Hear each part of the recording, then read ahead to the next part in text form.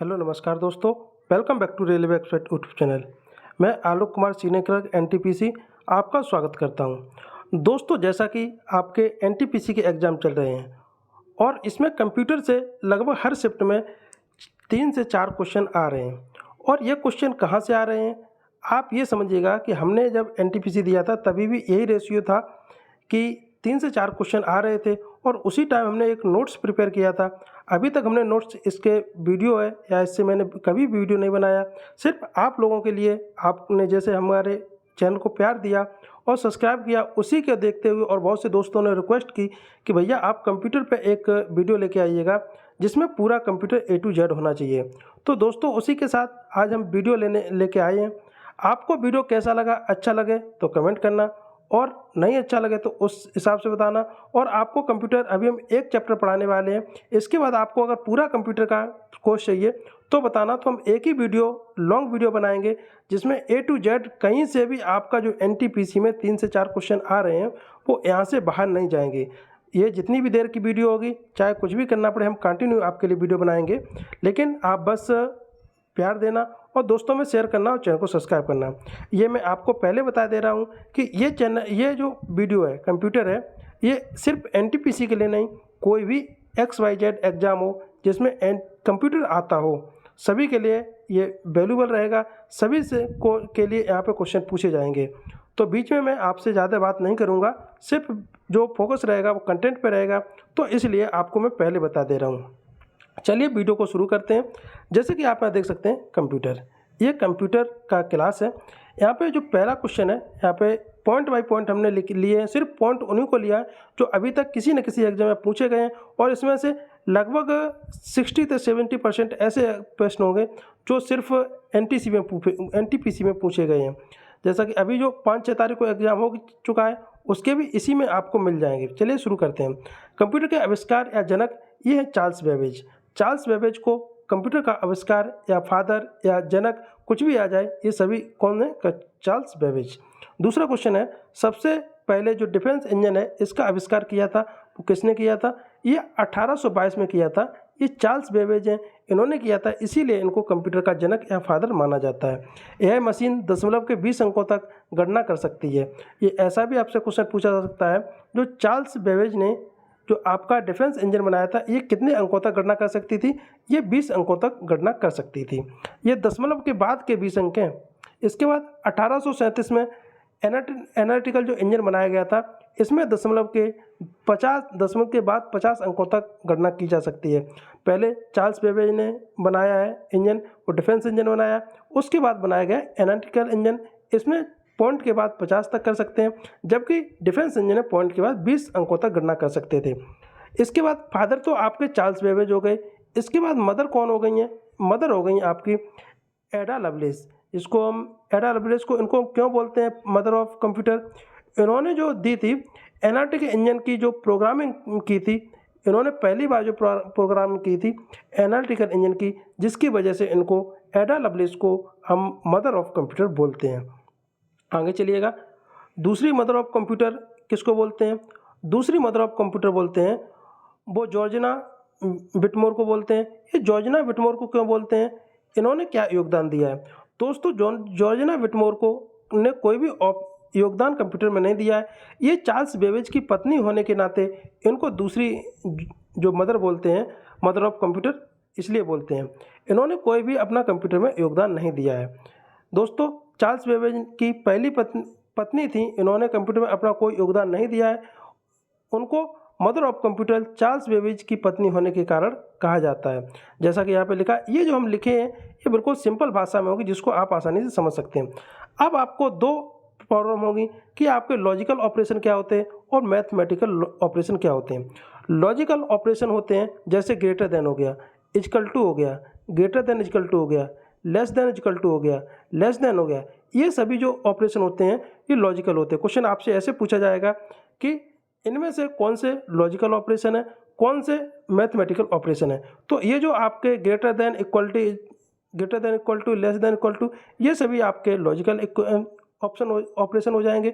और मैथमेटिकल जो ऑपरेशन होते हैं जिसमें आप प्लस माइनस गुणा और भाग करते हैं, वो आपके मैथमेटिकल ऑपरेशन होते हैं। इसके बाद डाटा, अगर हम कंप्यूटर को डाटा देंगे, इसमें भी दोनों में कन्फ्यूजन है। अगर हम डाटा देंगे तो कंप्यूटर प्रोसेस करके हमको क्या देगा, इन्फॉर्मेशन देगा। आपको क्वेश्चन ऐसे पूछा जाएगा कि कंप्यूटर को हम डाटा देते हैं तो रिटर्न में कंप्यूटर हमको क्या देता है, तो वो इन्फॉर्मेशन देगा।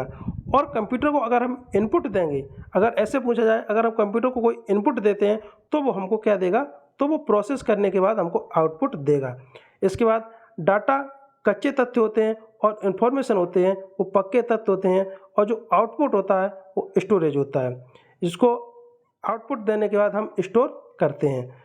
ये था आपका यहाँ तक। इसके बाद हिस्ट्री देखते हैं। हिस्ट्री से अभी तक तो क्वेश्चन नहीं बना, लेकिन आपकी जो भी नेक्स्ट शिफ्ट होगी उसमें आपको ये समझिएगा 100% हिस्ट्री से क्वेश्चन बनने वाला है। जैसे कि हिस्ट्री ऑफ कंप्यूटर। अब हिस्ट्री में क्या, दोनों में मतभेद भी हैं, लेकिन आपको एक मिनिमम है एवरेज लेके चलना है कि यहाँ से हिस्ट्री शुरू होती है और यहाँ तक ख़त्म होती है।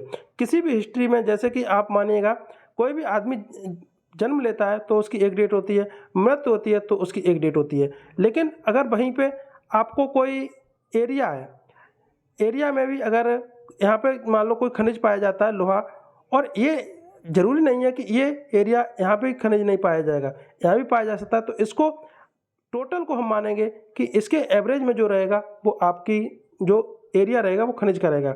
इसी प्रकार आपके जो जनरेशन है इनमें भी डिवाइड किया गया है। जैसे कि सबसे पहले अबेकस बनाया गया है, ये संसार का सबसे पहला गणना यंत्र था।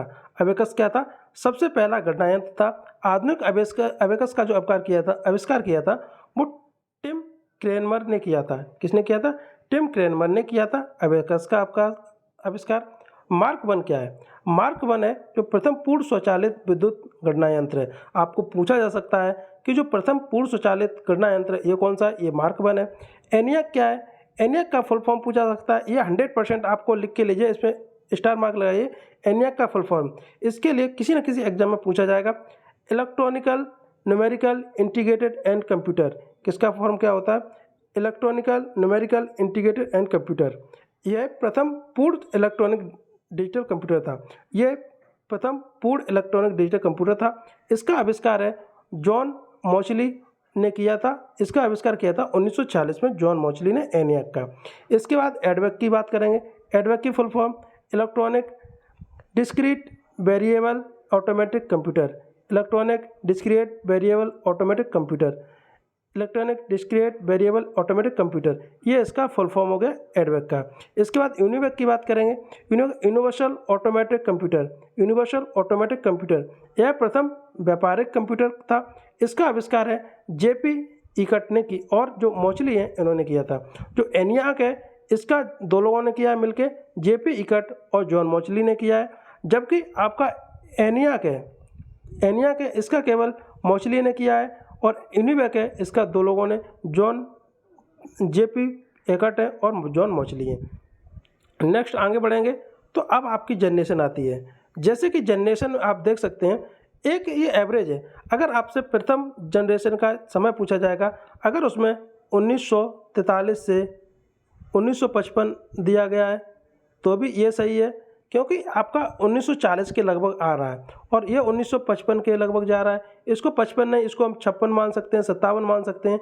यहाँ पे लगभग इसके और पास जो भी अगर पूछा जाएगा ये आपको लगभग दिया जाएगा कि ये इसकी जनरेशन की जो समय रहा, समय सीमा रही है वो आपको बताता है। जैसे कि पहला जो जनरेशन रही है वो 1940 से 1955। आप सबसे पहले 1940 के लगभग स्टार्ट होगी पहली जनरेशन, और जो 1955 तक चलने वाली, इसमें 15 जोड़िएगा। फिर इसके बाद सभी में 10-10 जोड़ते जाइएगा। सेकंड जनरेशन है वो 1956 से 1965। थर्ड जनरेशन 1966 से 1975। फोर्थ जनरेशन 1976 से 1985, और जो फिफ्थ जनरेशन है 1986 से टुडे, यानी कि आज तक जो डेट है वो आपकी कौन सी डेट है, जो फिफ्थ जनरेशन चल रही है। अब इसमें किस जनरेशन में कौन से कंप्यूटर आए हैं और इन कंप्यूटर का कार्य क्या था, ये भी आपको पता होना चाहिए। जैसे कि फर्स्ट जनरेशन है, अब फर्स्ट जनरेशन में आपको पूछा जाएगा कि क्या यूज किए गए हैं और कौन से कंप्यूटर बनाए गए थे। जैसे कि फर्स्ट जनरेशन है, फर्स्ट जनरेशन आप देख सकते हैं यहाँ पे फर्स्ट जनरेशन स्टार्ट होगी। इसमें जो यूज किए गए थे वैक्यूम ट्यूब, ये भी 100% पूछा जाएगा किसी एग्जाम में। इसमें यूज किया गया था वो वैक्यूम ट्यूब का किया गया था, और जो इसमें लैंग्वेज यूज की गई थी वो मशीनी लैंग्वेज की गई थी। इनका साइज़ था इसका ह्यूज, यानी कि बहुत बड़े साइज़ के थे, एक एक कमरे या दो दो कमरे तक के इनके साइज़ थे। इसलिए इनका जो वहन है, यानी कि एक दूसरे से एक स्थान से दूसरे स्थान पर ले जाने में प्रॉब्लम होती थी इनके, लेकिन ये हाई एक्सपेंसिव थे, इनका एरिया बड़ा था इसलिए ये हाई एक्सपेंसिव थे और हाईली कंज्यूम इलेक्ट्रिसिटी, जिससे जैसे बड़े हुए थे ज़्यादा थे, इसीलिए ये जो इलेक्ट्रिसिटी थी इसका भी कंज्यूम ज़्यादा करते थे।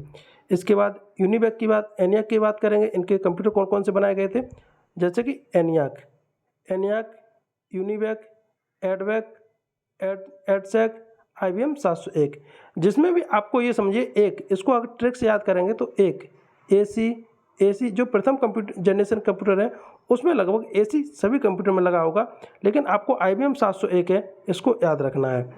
तो ये आपके प्रथम जनरेशन हो गई, इसमें क्या यूज किए गए और इसमें कौन से कंप्यूटर बनाए गए। इसके बाद बात करेंगे हम सेकंड जनरेशन की। सेकंड जनरेशन में क्या हुआ और क्या यूज किए गए। आपकी जो सेकंड जनरेशन है इसमें यूज किए गए थे वो आपके यूज किए गए थे ट्रांजिस्टर। क्या यूज किए गए थे, ट्रांजिस्टर, जिसमें स्टार मार्क लगा, ये आप समझिए बहुत ही महत्वपूर्ण है, इनको तो आपको याद ही रखना है। जैसे कि इसमें क्या यूज किए गए थे, ट्रांजिस्टर, और इसमें जो आपके स्टोरेज के लिए यूज किए गए थे वो आपके यूज किए गए थे मैग्नेटिक टेप, जिसको मैग्नेटिक टेप बोलते हैं, इसको यूज किया गया था स्टोरेज के लिए। और जो इसमें प्रोसेसिंग की गई थी वो बैच प्रोसेसिंग का उपयोग किया गया था। इसमें batch processing multi programming OS इसमें लाया गया था।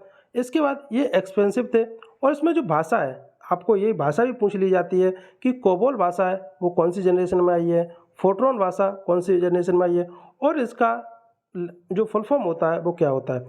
फोटोन का अगर फुल फॉर्म पूछेगा तो आपका होता है फार्मूला ट्रांसलेशन, और कोबोल का होता है कॉमन बिजनेस ओरिएंटेड लैंग्वेज, ये इसका फुल फॉर्म होता है। इसमें जो भाषा यूज की गई थी वो आपकी असेंबली लैंग्वेज, इसको यूज किया गया था, कौन सी, असेंबली लैंग्वेज। ये आपके क्या यूज किए गए थे, इससे हो गया। इसके बाद इसमें जनरेशन में कंप्यूटर कौन कौन से महत्वपूर्ण होने वाले हैं। ये जो कंप्यूटर दिए हमने ये किसी न किसी एग्जाम में पूछे हुए हैं कि फर्स्ट जनरेशन में कौन से कंप्यूटर बनाए गए थे, सेकंड में कौन से बनाए गए थे, थर्ड में कौन से बनाए गए थे। जैसे कि IBM 700 है, 7000 है, ये आपका सेकंड जनरेशन का है। CDC 1604 है, ये आपका सेकंड जनरेशन है। एटलस है, ये आपका सेकंड जनरेशन का है। MCR J09, हनीवेल 400, ये सभी किसके हैं, सेकंड जनरेशन है। इसमें जो महत्वपूर्ण है वो आपका हनीवेल 400 है और एटलस, ये दोनों महत्वपूर्ण हैं। इसके बाद हम बात करेंगे थर्ड जनरेशन की। अगर थर्ड जनरेशन और फोर्थ जनरेशन आपको हम एक साथ बताते हैं। जैसे कि थर्ड जनरेशन है, थर्ड जनरेशन में जो आपके यूज किए गए थे वो आपके किए गए थे इंटीग्रेटेड सर्किट। इंटीग्रेटेड सर्किट है, ये भी आपके लिए महत्वपूर्ण है। इसमें जो भाषा आ गई थी, क्योंकि जो आपकी फार्मूला ट्रांसलेशन है, फोटोन और कोबोल सेकंड जनरेशन में आई थी, जबकि तीसरे जनरेशन में इसमें हाई लेवल लैंग्वेज यूज की गई थी, जिसमें कौन कौन सी, पास्कल हो गई, बेसिक हो गई, C+ हो गई, जावा हो गई, ये सभी किस्में थी थर्ड जनरेशन में। इसमें टाइम शेयरिंग जो आपका OS था उसको लाया गया था, और multi programming time sharing OS इसमें यूज किया गया था।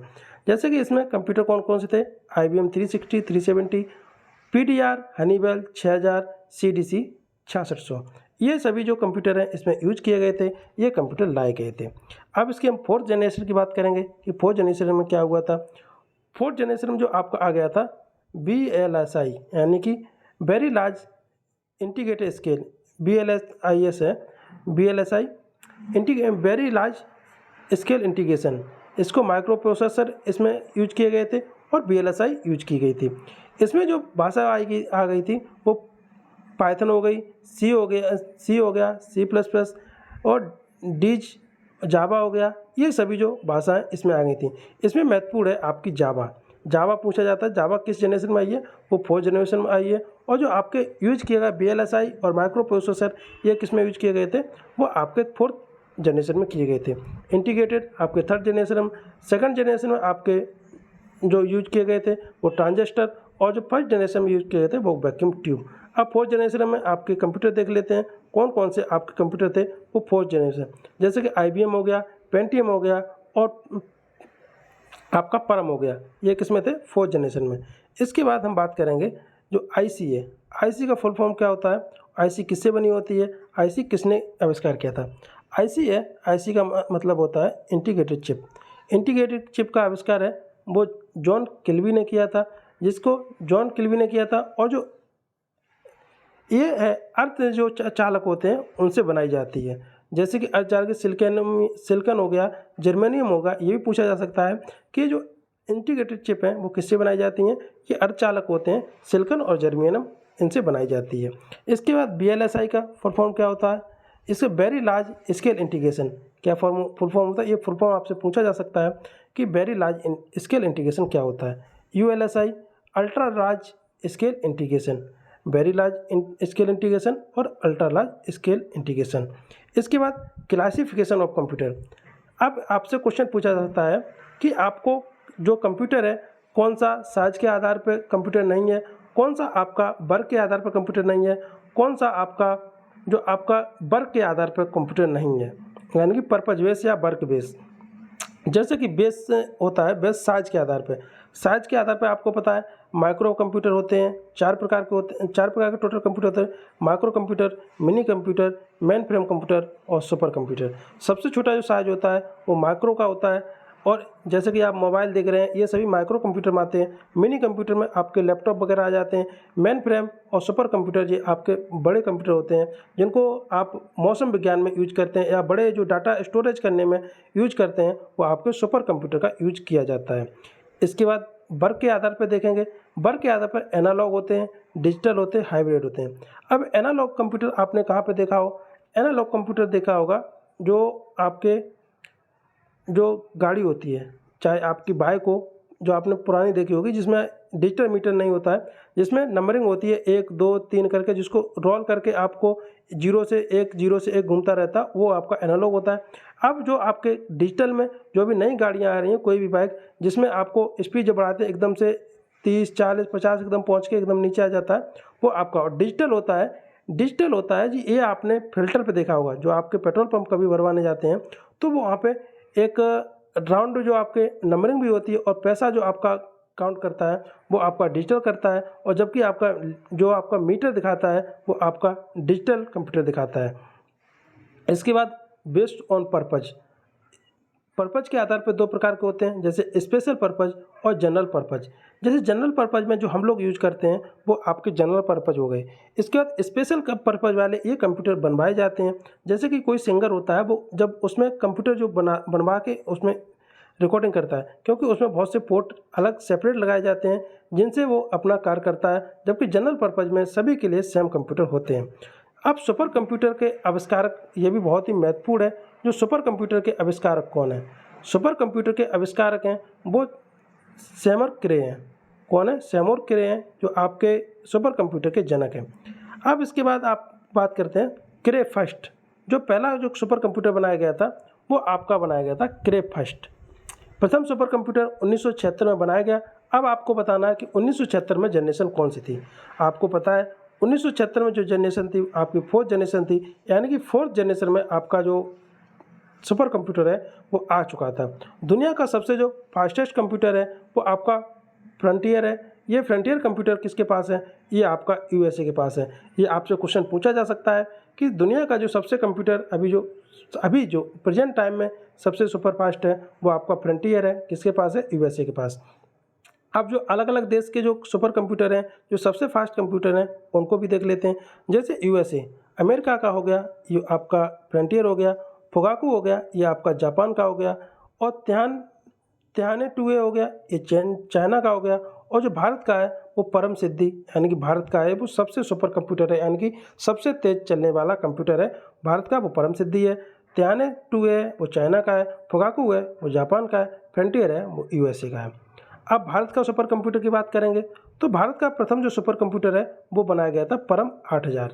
बहुत सी जगह परम 10,000 लिखा, नहीं, परम 8000 है। ये बिल्कुल 100% सही है कि परम 8000 है। ये पहला भारत का सुपर कंप्यूटर है जिसको बनाया गया था। ये सीडेक कंपनी है। अब सीडेक कंपनी कहाँ की है? ये सीडेक कंपनी है पुणे में। इसका कहाँ पर स्थित है? ये पुणे में स्थित है सीडेक कंपनी। अब इसके आविष्कारक की बात करेंगे। जैसे भारत में जो सुपर कंप्यूटर के जनक हैं वो आपके हैं विजय भटकर पांडुरंग। ये भी आपके लिए बहुत महत्वपूर्ण क्वेश्चन बनने वाला है। विजय भटकर पांडुरंग है, ये भारत में प्रथम सुपर कंप्यूटर बनाया था। इन्होंने बनाया था 1991 में, जिनको हम हाईलाइट करते जा रहे हैं उनको बिल्कुल आपको कॉपी पेन में लेके बैठना है और लिखते जाना है। बिल्कुल हम आसानी से धीरे धीरे आपको बताएंगे, तो आप बिल्कुल आपको साथ साथ याद भी हो जाएगा और आप लिख भी सकते हैं। इसके बाद इसको जो लिख रखा गया, पुणे की जो मौसम वेधशाला है इसमें स्थापित किया गया था जो पहला परम 8000 कंप्यूटर है, सुपर कंप्यूटर। इसको अब पूछा जाएगा भारत का सबसे तेज सुपर कंप्यूटर है, वो आपको हम बता दिया, परम सिद्धि है। भारत का प्रथम कंप्यूटर 1952 में भारतीय संघ की जो संस्थान है कोलकाता में लगाया गया था, जो भारत के द्वारा निर्मित नहीं किया गया था, अर्थात विदेशी था। जो भारत का प्रथम जो कंप्यूटर लगाया गया था, ये कहाँ पे लगाया गया था? अगर प्रथम कंप्यूटर पूछे जो भारत में लगाया गया है, वो आपका सांख्यिकी संस्थान है, वो कोलकाता में लगाया गया था। और ये क्वेश्चन आपका एनटीपीसी में पूछा जा सकता है। इसके बाद ये जो भारत में नहीं, भारत का बनाया हुआ नहीं था, अर्थात विदेशी था। अब आपको पूछा जाएगा कि भारत में निर्मित प्रथम कंप्यूटर कौन था? भारत में जो निर्मित प्रथम कंप्यूटर था वो आपका सिद्धार्थ था। सिद्धार्थ को बनाया गया था, जो 1986 में इसको पहली बार लगाया गया था। ये कहाँ पे लगाया गया था? ये बंगलौर में लगाया गया था। कहाँ पे लगाया गया था सिद्धार्थ को? ये भारत में निर्मित जो प्रथम कंप्यूटर जो इसको लगाया गया था वो बंगलौर में लगाया गया था। बंगलौर को जो प्रधान डाकघर है इसमें लगाया गया था 1986 में। इसके बाद नेक्स्ट आगे चलेंगे हम। अब कुछ और जो आपके कंप्यूटर हैं, जो भारत के सुपर कंप्यूटर हैं, उनको जान लेते हैं, क्योंकि सुपर कंप्यूटर से पूछा जाएगा कि ये जो सुपर ऑप्शन दे देगा 4 और पूछ लेगा कि इनमें से कौन सा सुपर कंप्यूटर नहीं है। तो आपको जानना जरूरी है कौन सा सुपर कंप्यूटर है और कौन सा नहीं है। जैसे कि भारत का है जो AI है परम सिद्धि, ये AI आधारित है। मिहिर है आपका आदित्य है। इसके बाद परम 8000 है, ये आपको पता है 800 है, ये आपको प्रत्यूष है। इसके बाद परम ब्रह्मा है, परम शक्ति है, परम शिवाय है। इसके बाद परम युवा है। और भारत के सुपर कंप्यूटर, भारत के ये सभी क्या है? सुपर कंप्यूटर है। इनको आपको याद रखना है। भारत में लगभग जितने भी सुपर कंप्यूटर बने हैं उसमें परम लगाया गया। तो आपको अगर परम आता है, किसी भी अगर ट्रिक देख सकते हैं कि अगर उसमें किसी भी अगर 4 ऑप्शन ऐसे हैं जिसमें परम अगर है और आपको अगर तुक्का लगाना है तो परम पर तुक्का लगाइएगा, तो आपका है जहाँ तक होगा 70-80% तक सही वो आंसर हो जाएगा। इसके बाद आगे बात करेंगे सबसे ज़्यादा जो सुपर कंप्यूटर हैं वो किस देश के पास हैं, ये भी पूछा सकता है। जो सबसे ज़्यादा सुपर कंप्यूटर हैं वो अभी तक हैं, वो सबसे ज़्यादा सुपर कंप्यूटर है वो चीन के पास हैं। सबसे ज़्यादा कंप्यूटर हैं वो USA के पास हैं, लेकिन सुपर कंप्यूटर सबसे ज़्यादा हैं वो चाइना के पास हैं। अब एनालॉग कंप्यूटर क्या होते हैं, डिजिटल कंप्यूटर क्या होते हैं, हाइब्रिड कंप्यूटर क्या होते हैं, इनको हमने पहले बता दिया था, लेकिन अभी आपको एक बार और थोड़ा जल्दी से समझ लेते हैं। जैसे कि अब इनको यूज भी पूछा जाता है कि एनालॉग कंप्यूटर क्या यूज होते हैं। जैसे दाब, लंबाई, तापमान, इनको नापने में जो हम यूज करते हैं वो यूज करते हैं एनालॉग कंप्यूटर को, जिसमें नंबरिंग होती है 1 2 3 4, वो नंबरिंग होती है। इसके बाद जो डिजिटल कंप्यूटर होते हैं, डिजिटल कंप्यूटर में ये कंप्यूटर बाइनरी नंबर पर आधारित होते हैं। इसके बाद हम बात करेंगे हाइब्रिड कंप्यूटर की। हाइब्रिड कंप्यूटर होते हैं ये एनालॉग और डिजिटल का जो मिश्रित रूप होते हैं, यानी कि इसमें 1 2 3 नंबर भी होंगे और आपका बाइनरी नंबर भी होंगे। इस प्रकार ये दोनों को यूज जो करेंगे एक साथ वो हो जाएगा आपका हाइब्रिड कंप्यूटर। नेक्स्ट है CPU। अब हम कंप्यूटर की पीढ़ियाँ खत्म हो गई, कंप्यूटर के प्रकार खत्म हो गए, अब हम बात करेंगे CPU। CPU क्या होता है, CPU का कार्य क्या है। जैसे कि CPU का फुल फॉर्म होता है कंट्रोल प्रोसेसिंग यूनिट, ये भी आपको याद रखना है। जो 5 तारीख की सेकंड शिफ्ट में क्वेश्चन आया था वो CPU से ही आया था कि CPU का फुल फॉर्म क्या होता है, यानी कि CPU का फुल फॉर्म है कंप्यूटर प्रोसेसिंग यूनिट, आप देख सकते हैं। तो इसके बाद पहला प्रोसेसर, जो पहला प्रोसेसर बनाया गया था वो इंटेल 4004 इंटेल कंपनी के द्वारा बनाया गया था, जिसका नाम था 4004। CPU का कंप्यूटर का दिमाग कहते हैं। और इसको आपको दिमाग आ जाए किसको कंप्यूटर का दिमाग कहते हैं, दिल किसको कहते हैं, हार्ट किसको कहते हैं, ये सभी का आंसर है CPU। अब इसको मदरबोर्ड या मदरबोर्ड बोल दे कि आप कंप्यूटर का मदरबोर्ड किसे कहते हैं, तो इसको भी CPU में आंसर दे सकते हैं अगर और ऑप्शन नहीं है तो, क्योंकि आपको मदरबोर्ड को सर्किट बोर्ड भी बोलते हैं। अगर सर्किट बोर्ड में ऑप्शन में नहीं है तो हम इसमें मदरबोर्ड CPU को बोल सकते हैं। इसके बाद जो CPU के भाग कितने होते हैं, कौन कौन से भाग होते हैं, क्या क्या किस भाग के क्या कार्य होते हैं, ये भी देखते हैं। जैसे कि भाग होते हैं CPU को 3, एक होता है ALU, एक आता है CU, एक होता है MU। ALU का फुल फॉर्म क्या होता है, अरिथमेटिक लॉजिकल यूनिट। CU का कंट्रोल यूनिट, MU का मेमोरी यूनिट। आपसे पूछा जा सकता है कि सीपीयू के कौन से भाग नहीं हैं। 3 ऑप्शन ये दे देंगे, चौथा ऑप्शन कोई और दे देंगे। तो ये आपको याद रखना, एएलयू, सीयू, एमयू, ये 3 सीपीयू के भाग होते हैं। इसके बाद नर्वस सिस्टम भी, जो आपका कंट्रोल यूनिट है, इसको हम नर्वस सिस्टम भी कहते हैं। नेक्स्ट है एक्यूमुलेटर। एक्यूमुलेटर क्या होता है, क्योंकि एक्यूमुलेटर से ही पूछा जाएगा आपका प्रोग्रामिंग क्या होता है।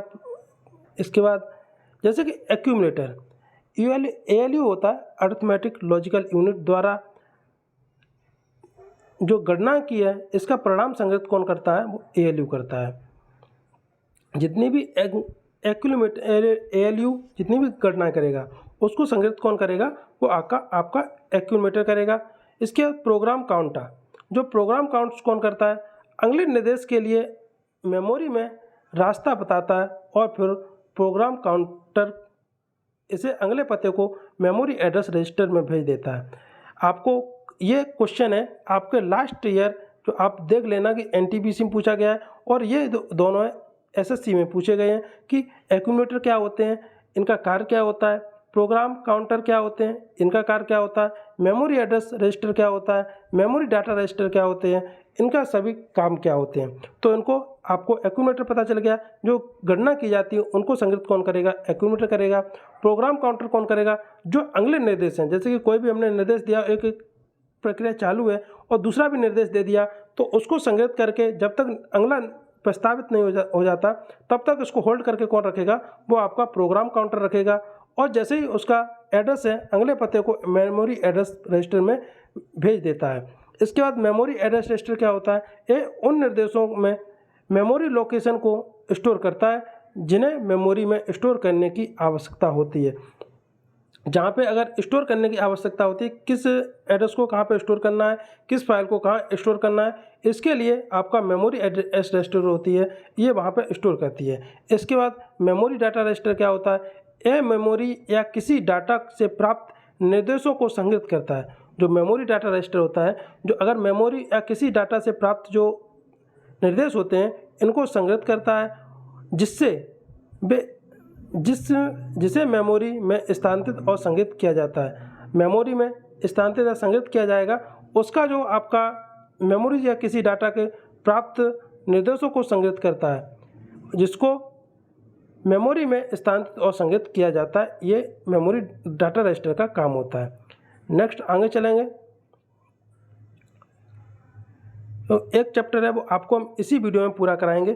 करंट इंस्ट्रक्शन, जो करंट इंस्ट्रक्शन रजिस्टर होता है, जैसे कि कोई भी अगर कार्य निष्पादित होना है यानी कि प्रस्तावित होना है, तो उसके लिए ये हाल में प्राप्त निर्देशों को स्टोर करता है। जैसे कोई भी अगर हमने तुरंत निर्देश दिए हैं कंप्यूटर को, तो उसको करंट इंस्ट्रक्शन रजिस्टर उसको स्टोर करता है, जबकि यह कोडित और निष्पादित होने की प्रतीक्षा कर रहा होता है। यह क्या करता है, कोडित, और ऐसे ही आपको ऑप्शन दिए जाएंगे कि जो आपका करंट इंस्ट्रक्शन रजिस्टर का क्या कार्य होता है, तो आपको ऑप्शन दिया जाएगा, ये हाल ही में प्राप्त निर्देशों को स्टोर करता है। इसके बाद जिसे इंस्ट्रक्शन को तुरंत निष्पादित नहीं किया जाता है, इस प्रकार आपको ऑप्शन दे देंगे, तो आपसे ऑप्शन आ जाएगा, यह हाल ही में जो प्राप्त इंस्ट्रक्शन होते हैं इनको स्टोर करता है, जबकि यह कोडित और निष्पादित होने की प्रतीक्षा कर रहा होता है। दूसरा है इंस्ट्रक्शन बफर रजिस्टर, जो IBR बोलते हैं, जिसे इंस्ट्रक्शन को तुरंत निष्पादित नहीं किया जाता है, उसे IBR कहते हैं। जो कोई भी हमने इंस्ट्रक्शन दिया जिसको वेटिंग में रखा है, जो तुरंत निष्पादित नहीं होते हैं, उसको क्या कहते हैं, इंस्ट्रक्शन बफर रजिस्टर। अब नेक्स्ट बात करेंगे, CPU द्वारा मेमोरी में किसी स्थान पर पहुंचने में लगने वाले समय को क्या कहते हैं, इसको कहते हैं मेमोरी एक्सेस टाइम। जैसे कि CPU द्वारा कोई भी हम मेमोरी में किसी स्थान पर पहुंचने में जो टाइम लगता है, उसको कहते हैं मेमोरी एक्सेस टाइम। ये भी आपके लिए महत्वपूर्ण क्वेश्चन बनेगा। CPU की गति नापते हैं, वो किस में मापते हैं, इसको मेगाहर्ट्ज, ये मेगाहर्ट्ज में नापते हैं। माइक्रो प्रोसेसर में लाखों ट्रांजिस्टर होते हैं। आपको पूछा जाएगा जो माइक्रो प्रोसेसर हैं, जो ट्रांजिस्टर होते हैं, वो कहाँ पे होते हैं, ये माइक्रो प्रोसेसर में होते हैं। अब हम बात करेंगे इनपुट आउटपुट डिवाइस। आपसे पूछा जा सकता है कि इनपुट डिवाइस क्या होते हैं, आउटपुट डिवाइस क्या होते हैं, प्रिंटर क्या होते हैं, प्रिंटर इनपुट डिवाइस है, आउटपुट डिवाइस है, या फिर कीबोर्ड इनपुट है, आउटपुट है, ये सभी पूछे जा सकते हैं और इनकी हम बात करेंगे। इनपुट डिवाइस आपको बता दें, जैसे कि इनपुट डिवाइस हैं, जिनसे हम कोई भी इंस्ट्रक्शन है कंप्यूटर को हम देते हैं तो उनको हम जो इनपुट डिवाइस बोलते हैं। जैसे कि यहाँ पे कीबोर्ड हो गया, कीबोर्ड्स के द्वारा हम नंबर लिखते हैं, कुछ भी काम लिखते हैं, जो निर्देश देते हैं वो कीबोर्ड के द्वारा। माउस है उसके भी द्वारा निर्देश दिए जाते हैं। माइक्रोफोन है वो भी जब हम बोलते हैं तो उसमें भी निर्देश दिए जाते हैं कि कंप्यूटर को क्या करना क्या नहीं करना, इन्हीं को हम इनपुट बोलते हैं। इसमें के और भी उदाहरण हैं, जैसे जॉयस्टिक हैं जब गेम खेलते हैं, OCR ऑप्टिकल कैरेक्टर रीडर होता है, MICR magnetic ink character reader होता है, OMR ऑप्टिकल मार्क रीडर होता है। ये आपने OMR को सीट जैसे एग्जाम भी देते हैं ऑफलाइन तो OMR आपने देखा होता है। लाइट पेन होता है जिससे ये हम लिख रहे हैं वो लाइट पेन है। इसके बाद वॉइस रिकॉग्निशन सिस्टम होता है, जैसे कि आप बोलते हैं श्री ये गाना बजाओ, श्री क्या कर रही हो, टाइम क्या हुआ, वो सभी वॉइस रिकॉग्निशन सिस्टम होता है, वो भी आपका इनपुट होता है। स्कैनर है ये भी आपका इनपुट डिवाइस है। वेब कैम है इनपुट डिवाइस है। डिजिटाइजर है वो आपका इनपुट डिवाइस है। बारकोड रीडर है ये आपका भी इनपुट डिवाइस है। ट्रैक बॉल है इनपुट डिवाइस है। टच स्क्रीन होता है ये भी इनपुट डिवाइस है। टच स्क्रीन को हम इनपुट और आउटपुट दोनों में लिख सकते हैं, क्योंकि आपको ये इनपुट भी देता है, आप इससे कुछ जैसे हम इस पर कुछ भी इंस्ट्रक्शन दे रहे हैं वो इनपुट भी है, और वो वापस हमको दिखा रहा है ये भी आपका आउटपुट है। स्मार्ट कार्ड रीडर हो गया ये भी इनपुट है। टीवी एक्यूमुलेटर होगा ये भी आपका इनपुट डिवाइस है।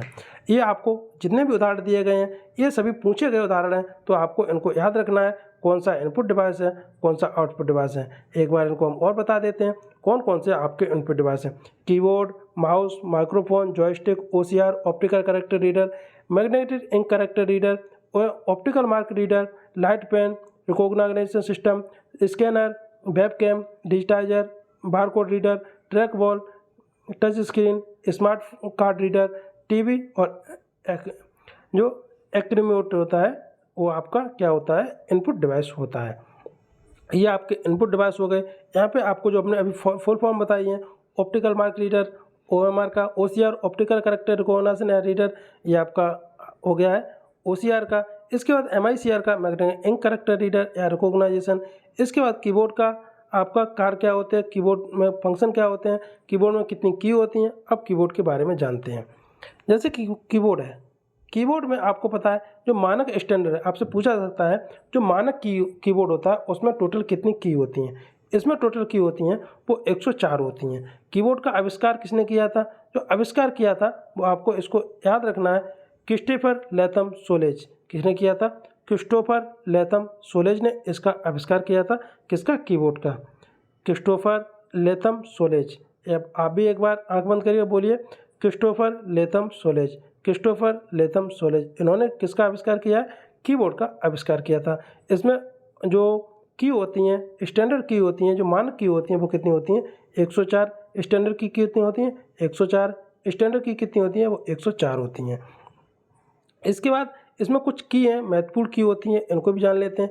जैसे कि नेविगेशन की, नेविगेशन की कौन कौन सी होती हैं, जो एरो होते हैं, जैसे कि जब हम देखते हैं right arrow, left arrow, up arrow और डाउन एरो, ये सभी क्या होती हैं, नेविगेशन की होती हैं। इसके अतिरिक्त कौन सी होती हैं, इसके बाद होम, होम भी आपका नेविगेशन की है। एंड, जब क्योंकि आपको जब कोई भी पेज ओपन करते हैं, होम अगर कहीं भी आप XYZ किसी भी पेज पे हैं, अगर आपने होम दबा दिया तो आप फर्स्ट जो पेज होगा उस पर आप आ जाएंगे ऑटोमेटिक। एंड दबा दिया तो आप किसी भी पेज पे हैं उससे तुरंत आप एंड यानी कि अंतिम पेज पे पहुंच जाएंगे। Page up, page down, delete, insert, आपका मॉडी, और इसके बाद ये जो हो गया है आपका कौन कौन से, जो आपका डिलीट और इंसर्ट, ये भी कौन से होते हैं, आपका नेविगेशन की होती हैं। अब मॉडिफायर की कौन सी होती हैं, मॉडिफाइड की होती हैं, इनको हम किसी के साथ दबाते हैं, इनको मॉडिफायर को तभी बोलते हैं क्योंकि ये सिंगल काम नहीं कहती हैं, किसी के साथ इनको दबाते हैं तो इनका काम होता है। जैसे कि कंट्रोल हो गया, कंट्रोल ए दबाएंगे ऑल सिलेक्ट हो जाएगा, शिफ्ट अल्ट शिफ्ट दबाएंगे तो इस प्रकार, जैसे कि अल्ट कंट्रोल अभी पूछा गया था कि अल्ट और कंट्रोल दबाएंगे तो क्या हो जाए, इसमें हम विंडो को एक जो आपकी विंडो खुली होगी उसके दूसरे पे हम जंप कर जाएंगे बिना परिवर्तन किए, बिना आपको मिनिमाइज किए। इसके बाद शिफ्ट हो गया या विंडो की हो गई, ये 4 की होती हैं, ये आपकी मॉडिफायर की होती हैं, इनको दूसरे की सहायता से इन पर काम किया जाता है। नेक्स्ट आगे बढ़ेंगे, नंबर लॉक। ऑफ करने के बाद जो आपको क्वेश्चन पूछा जाता है कि अगर हम जो नंबर है, अगर हमारे पास जो आपकी नेविगेशन की है वो काम नहीं करती हैं, तो हमें क्या करना चाहिए जिससे कि जो नंबर है, नंबर हमारा नेविगेशन की तरह कार्य करने लगे। अगर हम नंबर से ही चाहें तो लेफ्ट में राइट में चले जाएं, नंबर से ही चाहें तो आप लेफ्ट में चले जाएं, नंबर से ही चाहें तो ऊपर चले जाएं और नंबर से चाहें तो नीचे चले जाएं। तो इसके लिए आपको नंबर लॉक है, इसको लॉक कर देना है। अगर आपने नंबर लॉक कर दिया तो आपके जो नंबर है, जो आपके जैसे कि 1 2 3 4 5 6 7 8 9 इस प्रकार जो कीबोर्ड होता है, तो आपका जो 4 है ये आपका लेफ्ट की तरह काम करेगा, 6 है वो आपका राइट की तरह काम करेगा, 2 है वो आपका नीचे आने के लिए कार्य करेगा और 8 है ये ऊपर आ जाने के लिए कार्य करेगा। ये आपका जो नेविगेशन की है इसका काम करने लगा। नंबर जो आपका कीबोर्ड है वो आपका नंबर कीबोर्ड है वो आपका काम करने लगेगा। इसके बाद अल्फ़ाबेट की कितनी होती हैं? ये आपकी 26 होती हैं। फंक्शन की होती हैं F1 से F12, ये आपकी फंक्शन की होती हैं। अब फंक्शन की का कार्य क्या क्या होता है वो आगे हम डिस्कस करेंगे। आप अभी ये इतना जान लो कौन कौन सी की कितनी होती हैं। और न्यूमेरिक की होती हैं ये 17 होती हैं, 0 से 9 तक होती हैं। इसके बाद आपके जो नंबर लॉक हो गया और जो अतिरिक्त की होती हैं वो आपकी टोटल होती है 17, क्योंकि आपने देखा होगा ऊपर जो फंक्शन की होती है उसमें भी आपका 1 2 3 नंबर लिखा होगा, 0 वो भी आप 10 होती हैं। इस प्रकार आपकी कितनी नंबर की हो गई, वो न्यूमेरिक की वो आपकी 0 से 9 तक होती हैं। अब नेविगेशन की आपको मैंने बता दिया, एरो की हो गया, होम हो गया, एंड हो गया, पेज अप पेज डाउन और डिलीट और इंसर्ट, ये आपकी नेविगेशन की हो गई। मॉडिफायर की आपको बता दी है कि आपकी जो कंट्रोल हो गया, शिफ्ट हो गया, अल्ट हो गया, विंडो हो गया, ये आपकी मॉडिफायर की होती हैं। एस्केप का कार्य क्या होता है? एस्केप का कार्य होता है कोई भी कमांड अगर हमने दे दी है तो उसको अगर हमें कैंसिल करना है तो उसका कार्य क्या होता है? एस्केप का। आपको पूछा जा सकता है कि एस्केप का मुख्य कार्य क्या होता है, क्वेश्चन दे दिया जाएगा और उसमें इसी प्रकार 3 से 4 भाषाएं लिखी गई होंगी, जिसमें मुख्य होगा कि जो अगर हमने कोई भी कमांड दे दी, अगर हमने प्रिंट भी दे दी और अगर हमने एस्केप दबा दिया तो प्रिंट आपका कैंसिल हो जाएगा, प्रिंट नहीं होगा। ये आपका एस्केप का काम हो गया। इसके बाद माउस है। माउस का आविष्कार पूछा जा सकता है, माउस का आविष्कार किसने किया था? माउस के आविष्कार हैं डगलस एंजलबर्ट है, इन्होंने 1963 में माउस का आविष्कार किया। कौन है? Douglas Engelbart. आपको याद रखना है, आप एक बार आंख बंद करिए और माउस के आविष्कार बताइएगा। डगलस एंजलबर्ट 1963, डगलस एंजलबर्ट 1963 इन्होंने आविष्कार किया था। यह एक पॉइंटिंग डिवाइस है। पॉइंटिंग डिवाइस, माउस को हम पॉइंटिंग डिवाइस क्यों कहते हैं? क्योंकि आपने देखा एक कर्सर होता है, जिस स्थान पे आप लेके जाएंगे वहीं पे आपको पॉइंट दिखाएगा कि ये पॉइंटिंग डिवाइस है, इसलिए इसको हम बोलते हैं पॉइंटिंग डिवाइस। इसके बाद माउस भी अलग अलग प्रकार के होते हैं। माउस कौन कौन से कितने प्रकार के होते हैं? जैसे कि माउस होते हैं 3 प्रकार के, मैकेनिकल माउस होते हैं, ऑप्टिकल माउस या डिजिटल माउस होते हैं, या ट्रैकबॉल माउस होते हैं। ट्रैकबॉल माउस क्या होते हैं? अब इनको हम थोड़ा आपको दिखा देते हैं, दिखाएंगे नहीं, थोड़ा आपको बता देते हैं। जैसे आपके मैकेनिकल माउस, जब आपको पता है जब शुरू में माउस बनाया गया था वो आपका लकड़ी का बनाया गया था, जिसको हम मैकेनिकल माउस बोलते थे। इसके बाद ऑप्टिकल माउस, जो अभी लेजर वाले माउस चल रहे हैं या डिजिटल माउस हैं, वो आपके ऑप्टिकल माउस हैं। ऑप्टिकल माउस में भी आप एक वायरलेस होते हैं और एक आपके वायर वाले होते हैं, एक वायरलेस होते हैं। इसके बाद ट्रैक बॉल माउस क्या होते हैं? आपने देखा होगा जो आपका माउस होता है इसके नीचे एक बॉल लगी होती है, वो आपके ट्रैक बॉल होते हैं। जैसे कि आपने कभी भी गेम खेला होगा, वीडियो गेम, तो उसमें भी जो माउस होता है जिसको आप इस प्रकार होता है, उसको आप यहाँ पे जब देखते हैं, इसको इधर करेंगे या ऐसे करेंगे तो यहाँ पे एक बॉल लगी होती है, वही घूमती है, जिसकी वजह से आप उसको ट्रैक कर पाते हैं, जिसको हम ट्रैक बॉल बोलते हैं। इसके बाद टच पैड क्या होता है? यह लैपटॉप में प्रयोग किया जाता है। यह उंगलियों को दबाने का पर स्पर्श जो दबाव पर कार्य करती है। टच पैड आपने उसमें लैपटॉप में देखा होगा, एक टच पैड होता है जिसमें आप उंगली ऐसे घुमाते हैं, जिस तरफ आप उंगली लेके जाएंगे उसी तरफ आपका कर्सर भी जाएगा, जिसको हम टच पैड बोलते हैं। इसके बाद आउटपुट की डिवाइस की बात करेंगे। ये आपके इनपुट डिवाइस खत्म हो गए। इसके बाद हम बात करेंगे वो आउटपुट डिवाइस की बात करने वाले हैं। आउटपुट डिवाइस क्या होते हैं? जब हम कोई निर्देश या डाटा देते हैं तो हमें जो आउटपुट जो डाटा हमें दिखाता है उनको हम बोलते हैं आउटपुट डिवाइस। जैसे कि आउटपुट डिवाइस कौन कौन से होते हैं? मॉनिटर। अगर हम कोई भी डाटा देते हैं तो हमें कहाँ पे दिखाई देता है? वो मॉनिटर पे दिखाई देता है, जिसके लिए इसको हम बोलते हैं आउटपुट डिवाइस। जैसे कि प्रिंटर, अगर हम कोई भी प्रिंट देते हैं, जैसे जब तक वो सॉफ्ट कॉपी है, सॉफ्ट कॉपी भी आपका मॉनिटर पे दिखाएगा, वो भी आपका आउटपुट डिवाइस है। लेकिन जैसे ही अगर हमने प्रिंट दे दिया तो आपको हार्ड कॉपी हो जाएगा। सॉफ्ट कॉपी, हार्ड कॉपी भी आप समझ लेना कि सॉफ्ट कॉपी क्या होती है, हार्ड कॉपी क्या होती है। जैसे ही आपकी जो प्रिंट आया तो वो भी आपका प्रिंट दिया है, यानी कि आपको आउटपुट दे दिया है, ये भी आपका आउटपुट डिवाइस होगा। आपका प्लॉटर हो गया, जो बड़े बड़े फ्लैक्स होते हैं ये प्लॉटर के माध्यम से छापे जाते हैं। स्पीकर हो गया, जो हमें वापस आवाज़ सुनाई देता है। उसके बाद प्रोजेक्टर हो गया। प्रोजेक्टर आप देख सकते हैं कि प्रोजेक्टर एक छोटी सी जो छवि होती है, चित्र होते हैं, उनको बड़े पर्दे पर दिखाता है, ये भी आउटपुट हमको देता है, ये भी आपका आउटपुट डिवाइस हो गया। हेडफोन हो गया, हेडफोन को हम आउटपुट और इनपुट दोनों में रख सकते हैं, क्योंकि हेडफोन के द्वारा हम वॉइस को सुनते भी हैं और उसके द्वारा हम वॉइस को यहाँ से वहाँ भी यानी कि भेजते भी हैं। इसके बाद जो आपके मॉनिटर होते हैं, मॉनिटर के बारे में बात करते हैं। मॉनिटर को BDU या BDT बोलते हैं, जिसका फुल फॉर्म होता है विजुअल डिस्प्ले यूनिट या विजुअल डिस्प्ले ट्रांसमिशन, BDU या BDT। ये पूछा जा सकता है BDU का फुल फॉर्म क्या होता है, BDU किसे कहते हैं और BDT किसे कहते हैं। तो इसका जैसा भी फुल फॉर्म अगर BDT पूछे तो विजुअल डिस्प्ले टर्मिनल हो जाएगा, और वीडियो पूछेगा तो विजुअल डिस्प्ले यूनिट हो जाएगा। मॉनिटर का आविष्कार, जो आकार होता है, इसको विकर्ण रूप में नापते हैं। मान लो कोई ये आपका मॉनिटर है, अगर हम मान सकते हैं कि अगर हम इसकी 2 फुट लंबाई है, इसकी 3 फुट लंबाई है, तो हम ये नहीं कह सकते ये 2 फुट का लंबा है। इसकी जो लंबाई ये होगी विकर्ण रूप में, इसकी लंबाई ये मानी जाएगी। अगर इसकी मान लो 2.5 आया है तो ये आपकी लंबाई होगी कि आपकी जो मॉनिटर की लंबाई है वो 2.5 फीट है। इस प्रकार इसकी जो लंबाई नापते हैं वो विकर्ण रूप में नापते हैं, ना कि आपकी किसी लंबाई या चौड़ाई के आधार पर। इसके बाद मॉनिटर का जो आविष्कार पूछा जाएगा। मॉनिटर का जो आविष्कार किया था वो आपका था कार्ल फर्डिनेंड ब्राउन। किसने किया था? कार्ल फर्डिनेंड ब्राउन ने आपका मॉनिटर का आविष्कार किया था। आपको 3 आविष्कार हो गए, तीनों को आविष्कार बहुत ही महत्वपूर्ण है, तो एक बार हम इनको रिवाइज कर लेते हैं। जैसे कि मॉनिटर हो गया, इसका फर्डिनेंड ब्राउन हो गया। जो आपका माउस हो गया, इसके डगलस एंजलबर्ट हो गए। इसके बाद हम कीबोर्ड की बात करेंगे। कीबोर्ड के क्रिस्टोफर लेथम सोलेज हो गए, क्रिस्टोफर लोथम सेलोज हो गए।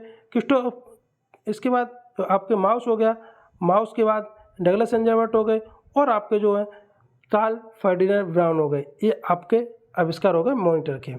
नेक्स्ट है CTR जो आपके ये क्या है, ये आपके एक प्रकार हैं सभी किसके? मॉनिटर के ये सभी प्रकार हैं। कौन कौन से मॉनिटर होते हैं और इनका प्रयोग क्या होता है। जैसे CTR मॉनिटर होते हैं, इनका फुल फॉर्म होता है कैथोड रे ट्यूब। इनको ये भी बहुत महत्वपूर्ण जो फुल फॉर्म है, ये भी बहुत महत्वपूर्ण है। CTR का मतलब होता है कैथोड रे ट्यूब। LCD का मतलब लिक्विड क्रिस्टल डिस्प्ले। LED का लाइट इमिटिंग डायोड। TFT का होता है thin film transistor light emitting diode. क्या होता है? Thin film transistor light emitting diode. इसके बाद HDMI high definition multiple interface. ये आपका बहुत से एग्जाम में पूछा गया है। HDMI का फुल फॉर्म क्या होता है? इसका फुल फॉर्म होता है हाई डेफिनेशन मल्टीमीडिया इंटरफेस। इसके बाद हम BGA की बात करेंगे। इसके BGA का फुल फॉर्म होता है वीडियो ग्राफिक्स अरे। क्या होता है? वीडियो ग्राफिक्स अरे। और इसको हम दूसरा एक और होता है विजुअल ग्राफिक्स अरे। BGA जैसा भी ऑप्शन में आए उस हिसाब से आप लगा देना। जैसे वीडियो ग्राफिक्स अरे आए या विजुअल ग्राफिक्स अरे आए, जो भी आपको ऑप्शन मिल जाए वो आपको लगाना है। दोनों इसके फॉर्म होते हैं, दोनों एक साथ नहीं आएंगे, एक ही आएगा। अब बात करेंगे प्रिंटर भी बहुत ही महत्वपूर्ण ये चैप्टर है। प्रिंटर भी हर एक एग्जाम में आपके पूछा जाता है कि आपके प्रिंटर कितने प्रकार के होते हैं, कौन कौन से प्रिंटर होते हैं। लेजर प्रिंटर क्या होता है, इंकजेट प्रिंटर क्या होता है, लाइन प्रिंटर क्या होता है, करेक्टर प्रिंटर क्या होता है, इनके भेद क्या होते हैं, ये क्या कार्य करते हैं, किस विधि पर कार्य करते हैं, ये सभी पूछे जाते हैं। तो फिर आपको हम ये भी बता देते हैं, जैसे कि इम्पैक्ट प्रिंटर होते हैं, ये विद टच यानी कि टच करके ये प्रिंट करते हैं। कोई भी अगर पेपर आप इनमें अगर प्रिंट कराएंगे तो जो प्रिंटर है उसको टच करेगा तभी प्रिंट करेगा, जबकि लेजर प्रिंट है वो विदाउट टच प्रिंट को प्रिंट करता है। इसके बाद जो आपके इम्पैक्ट प्रिंटर हैं, इम्पैक्ट प्रिंटर 2 प्रकार के होते हैं। कौन कौन से होते हैं? एक आपका करेक्टर प्रिंटर होता है, एक आप लाइन प्रिंटर होता है। Character printer Daisy wheel printer होता है और डॉट मैट्रिक्स प्रिंटर होता है। आपको क्वेश्चन पूछा जाएगा कि कौन से ऐसे प्रिंटर हैं, कौन से करेक्टर प्रिंटर हैं। आपको ऑप्शन दे दिया जाएगा कि आपको डॉट मैट्रिक्स है, चैन प्रिंटर है, इसमें से इंकजेट है, ड्रम प्रिंटर है। तो आपको आंसर क्या हो जाएगा, डॉट मैट्रिक्स प्रिंटर। ये आपका हो गया करेक्टर प्रिंटर्स। इसके बाद लाइन प्रिंटर है, ये ड्रम प्रिंटर हो गया, चैन प्रिंटर। करेक्टर प्रिंटर है, ये एक बार में एक करेक्टर प्रिंट करता है, जबकि लाइन प्रिंटर है ये आपका एक बार में एक पूरी लाइन प्रिंट करता है। इसके बाद नॉन इम्पैक्ट प्रिंटर पूछेंगे, तो नॉन इम्पैक्ट प्रिंटर है, ये आपके पेपर को टच नहीं करते हैं, बिना टच किए लेजर के माध्यम से ये प्रिंट करते हैं। जैसे कि इसमें लेजर प्रिंटर हो गया, इंकजेट प्रिंटर हुआ या थर्मल प्रिंटर हुआ। ये जो स्याही है, स्याही का छिड़काव कागज़ पर करते हैं और इसमें इतने छोटे नोजल होते हैं जिनसे इनकी छिड़काव की जाती है और छिड़काव के माध्यम से ये प्रिंट करते हैं, जबकि ये टच करके प्रिंट करते हैं। अब आपसे क्वेश्चन पूछ लिया जाएगा कि नॉन इम्पैक्ट प्रिंटर क्या होते हैं और आपको 4 ऑप्शन दे दिया जाएगा, ड्रम प्रिंटर, चैन प्रिंटर, डेजी व्हील प्रिंटर और आपको एक दे दिया जाएगा इंकजेट प्रिंटर। तो आपका आंसर क्या हो जाएगा, इंकजेट प्रिंटर। इस प्रकार इनसे क्वेश्चन पूछे जाते हैं। आपको मैं क्वेश्चन कैसे पूछे जाते हैं वो भी बताते जा रहे हैं और क्या क्या इसके उदाहरण हैं वो भी बता रहे हैं। जैसे इनपुट आउटपुट डिवाइस, ऐसे कुछ डिवाइस होते हैं, जैसे कि हमने आपको बताया था कि मॉनिटर है, ये इनपुट आउटपुट डिवाइस है। इसी प्रकार और भी जो टच स्क्रीन है, इसी प्रकार और भी जो डिवाइस हैं जो इनपुट और आउटपुट दोनों का कार्य करते हैं, उनकी बात करते हैं। जैसे कि यूएसबी मेमोरी ड्राइवर, जो यूएसबी मेमोरी ड्राइवर होता है, इसमें भी इनपुट और आउटपुट दोनों कार्य करते हैं। जैसे कि आपको पता है कि आपका जो यूएसबी यानी कि मॉनिटर, जो आपकी यूएसबी होती है, जिसको आप चिप बोलते हैं, चिप में आप डाटा ले भी लेते हैं और चिप से डाटा अगर पहले से है तो उसको कंप्यूटर को दे भी देते हैं। तो ये किसका कार्य करेगा, इनपुट और आउटपुट दोनों का कार्य करेगा। इसके बाद टच स्क्रीन से हम कंप्यूटर को जो निर्देश देते भी हैं और कंप्यूटर हमको वापस निर्देश किस पे दिखाता है, टच स्क्रीन पे दिखाता है। जो फैक्स मशीन होता है, ये भी आपका क्या होता है, फैक्स मशीन से कुछ डाटा हम भेज भी सकते हैं और जो डाटा कोई दूसरा भी व्यक्ति है वो भी फैक्स मशीन से हमको भेज सकता है। मॉडेम है, ये भी इनपुट आउटपुट डिवाइस है। ये आपका महत्वपूर्ण है, ये लगभग बहुत से एग्जाम में पूछा गया है कि मॉडेम इनपुट है या आउटपुट है, इनपुट आउटपुट डिवाइस दोनों है। तो आपको मॉडेम को तो 100% याद करके ही रखना है। इसके बाद डिजिटल कैमरा है, डिजिटल कैमरा भी आपका इनपुट डिवाइस आउटपुट डिवाइस है। एटीएम है, एटीएम इनपुट आउटपुट दोनों है, क्योंकि आपको एटीएम में पैसे जमा भी कर सकते हैं और एटीएम से पैसे निकाल भी सकते हैं। इसका फुल फॉर्म भी पूछा सकता है, एटीएम का फुल फॉर्म क्या होता है, ऑटोमेटेड टेलर मशीन, ये आपका फुल फॉर्म होता है। और भी कोई अगर आपको पता है तो आप कमेंट करना कि और कौन कौन से ऐसे डिवाइस हैं जो इनपुट और आउटपुट दोनों का कार्य कर सकते हैं। इसके बाद पेरिफेरल डिवाइस, पेरिफेरल डिवाइस कौन से होते हैं, पेरिफेरल डिवाइस जो हम बाहर से कोई भी डिवाइस लगाते हैं उनको हम पेरिफेरल डिवाइस कहते हैं। जैसे कि हमने कोई भी मेमोरी लगाई वो भी पेरिफेरल डिवाइस होगा, कोई भी हमने सीडी लगाई वो भी पेरिफेरल डिवाइस हो गया, डीवीडी लगाई, स्पीकर लगाया या कीबोर्ड लगाया, माउस लगाया, ये सभी क्या होगा, पेरिफेरल डिवाइस होगा। और जो इंटरनल डिवाइस होते हैं जैसे कि आपका रैम हो गया, रोम हो गया, मदरबोर्ड हो गया, ये सभी क्या होते हैं, आपका ट्रांजिस्टर हो गया, ये सभी आपके इंटरनल डिवाइस होते हैं और जो बाहर से कोई लगाते हैं जिसको हम पेरिफेरल डिवाइस बोलते हैं। अब इसके बाद मेमोरी यूनिट है, मेमोरी यूनिट को आप जैसा भी बताएंगे तो हम आपको ये लगभग कितने क्वेश्चन आपके पेपर होने हैं, लगभग ये 7 आपके चैप्टर यानी कि 7 पेज हुए हैं, टोटल हैं वो 53 पेज हैं। आप चाहेंगे तो हम एक ही वीडियो में पूरा बना देंगे और आप जैसा भी आदेश करेंगे, मैं आपको आदेश ही मानता हूँ, या फिर आप जैसा रिक्वेस्ट करेंगे उस हिसाब से आप ये मानिएगा कि अगर ये लगभग वीडियो होने वाला है लगभग 5 घंटे का होगा और 5 घंटे में आप कोई भी एग्ज़ाम देना, इसमें से आप अगर काम पूरा देख लेते हैं तो आप ये समझिए कि कोई भी एग्ज़ाम में आप ऐसा नहीं कह सकते कि ये आपका क्वेश्चन छूट गया। यहाँ से 5 घंटे से ही आपका 100% है वो क्वेश्चन आ जाएगा। तो इसके बाद हम नेक्स्ट वीडियो में बात करेंगे वो पेरिफेरल डिवाइस क्या होते हैं, और आप इस वीडियो को प्यार देंगे तो हम एक ही बार में पूरी मैराथन लेके आएंगे और पूरे आपको जो भी हैं आप देख सकते हैं, आपको कुछ डाटा दिखा भी दें, रैम बिल्कुल आपको चित्र के अनुसार भी हमने आपको दिखाया है, रैम भी आपको है, एचडी आपका जो कैश मेमोरी क्या होती है, इसके बाद फुल फॉर्म क्या होती है, फंक्शन की क्या होती है, फंक्शन की का कार्य क्या होता है, ये सभी हमने इसी वीडियो में इसी में आपको बताने वाले हैं। यहाँ पे देख सकते हैं शॉर्टकट की क्या है। ये बहुत ही महत्वपूर्ण पूरा नोट्स है, ये खुद प्रिपेयर किया हुआ नोट्स है, तो आप सोचिएगा महत्वपूर्ण ही होगा। तो आपको बिल्कुल जैसा भी आप बोलेंगे वैसा हम कर देंगे। आपको बस जैसा भी जल्दी से जल्दी आप रिप्लाई देना, जिससे कि हम आपके लिए कुछ अच्छा कर सकें। इसी के साथ इस वीडियो में यहीं तक, मिलते हैं नेक्स्ट वीडियो में नेक्स्ट अपडेट के साथ। थैंक यू, धन्यवाद।